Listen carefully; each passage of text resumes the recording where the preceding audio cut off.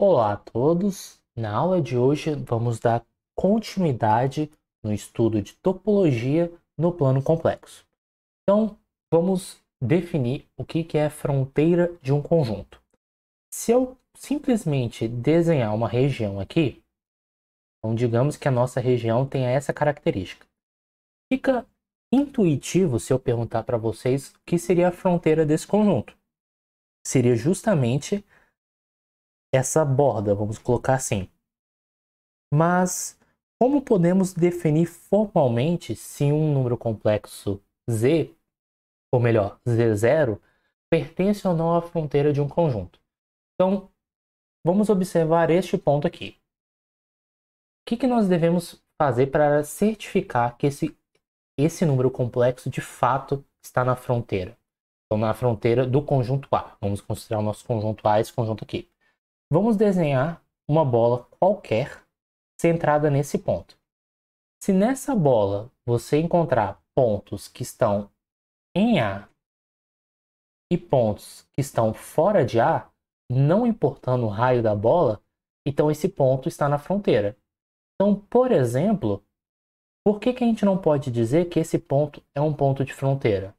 Porque existe um raio, de tal modo que todo mundo que está aqui dentro está fora de A. E por que esse ponto aqui não é um ponto de fronteira? Porque você é capaz de exibir um raio de tal modo que todo mundo dentro da bola esteja inteiramente contido em A. Então, esse ponto, não importa o raio, sempre vai ter alguém que está no conjunto e fora do conjunto, que é exatamente o que está escrito aqui. Dizemos que Z0, número complexo, é um número que pertence à fronteira de A. Se para todo S maior que zero, nós temos que a bola centrada em Z0 e raio S, interseção A é diferente do vazio, e essa mesma bola, interseção complementar, também é diferente do vazio.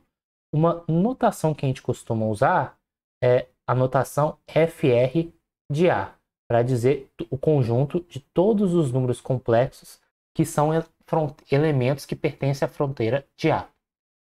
Então, vamos seguir em frente. O que é um ponto de acumulação? Então, vamos fazer um desenho aqui. Imagine que o nosso conjunto seja esse conjunto aqui. Uma bolinha aberta e essa retinha aqui. Bem, com muita fé, acreditem que isso é uma reta. Então, eu estou pensando em todos os elementos dessa reta, mas para nessa bolinha aqui. Essa bolinha aqui não está no nosso conjunto A. Vou até deixar uma bola aberta mais discreto. O que é um ponto de acumulação? É um número complexo de tal modo que esse ponto aqui vai ser um ponto de acumulação. Por quê? Porque não importa qual disco você desenhe, e aí lembrando que é disco, é uma bola aberta na qual você retira o centro. Então, não importa o disco que você desenhe, qual o raio do disco, com centro nesse seu candidato, você vai sempre ter que a interseção desse disco com o conjunto A é diferente do vazio. Então, a gente pode pegar um exemplo de um ponto de acumulação, o próprio eixo real, só que excluindo a origem. Então, a gente poderia justamente encarar isso, que a origens, apesar de não fazer parte do conjunto, ele é um ponto de acumulação do conjunto. Porque você sempre vai conseguir raios, de tal modo que todo disco que você desenhe com esse centro, vai ter algum elemento do conjunto. Então, por exemplo, esse ponto aqui, ele é um ponto de acumulação. Porque se você desenha um disco, ou seja, se você cria um furo nesse centro, sempre vai ter elementos do conjunto aqui. Só que, por exemplo, vamos pegar uma outra situação. Imagine que o nosso conjunto tenha esse formato aqui. Esse ponto e essa região. Então, o nosso conjunto A é esse conjunto aqui. Esse ponto, apesar de ser um elemento de A, ele não é um ponto de acumulação. Porque você é capaz de exibir um raio de tal modo que, na hora que você faz a interseção do disco com o conjunto A, dá vazio, perdão. Dá um conjunto vazio. Então, esse ponto que nós estamos visualizando, ele é chamado de ponto isolado.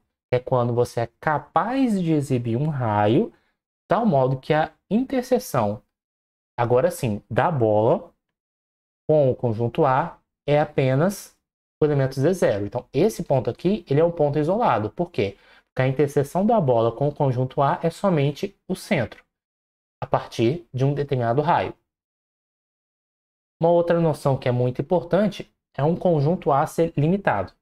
Então, intuitivamente falando, se eu perguntasse para vocês se esse conjunto é limitado, creio que a maioria vai responder sim. Agora, como é que nós podemos formalizar isso? Bem, aí eu vou desenhar um plano complexo, só para formalizar. E a ideia é pensar no seguinte: eu deva ser capaz de exibir um raio de tal modo que, na hora que eu desenho a bola, com muita fé, penso que é uma bola mesmo, centrado na origem, mas tem que ter muita fé mesmo. Mas na hora que eu exibo a bola com centro na origem e raio S, eu consigo deixar o A contido nessa bola. Então, um exemplo de um conjunto que não é limitado. Se eu considerasse, por exemplo, o conjunto de todos os números complexos, tal que, por exemplo, o conjunto de todos os números complexos, x mais y, tal que x seja estritamente maior do que zero. Então, nesse caso, eu estou levando em consideração x maior do que zero, essa região toda aqui. E não importa qual bola você desenhe, você nunca vai conseguir fazer com que essa bola contenha essa região, porque isso aqui você vai estendendo infinitamente. Então, nesse caso, esse conjunto a gente diz que é um conjunto ilimitado. E esse conjunto aqui é um conjunto limitado. Então, essas são as noções básicas de topologia no plano complexo. E eu vou utilizar essa linguagem nas próximas aulas. Então, por isso que é muito importante, pelo menos, entender o desenho que está por trás. Espero que vocês tenham gostado dessa videoaula. Peço que curtam, que se inscrevam no canal, compartilhe, etc, etc, etc. E até a próxima videoaula.